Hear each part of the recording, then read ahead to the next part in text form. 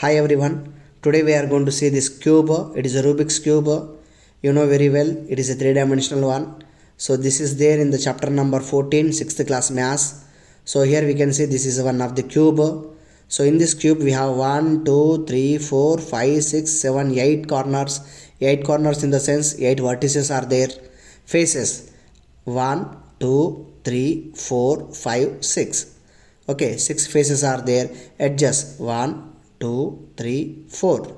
Down 4, 8, 9, 10, 11, 12. 12 edges are there. So, for the maths point of view, 6th class 14th chapter they will ask how many vertices are there, how many edges are there, and how many corners are there. Corners in the sense vertices, edges and centers.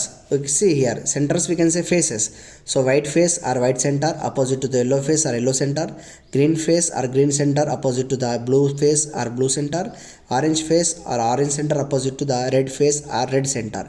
In this manner total 6 faces are there. So this is the information for the three-dimensional cube 6th class chapter number 14, understanding 2D and 3D shapes. Okay, hope you understand.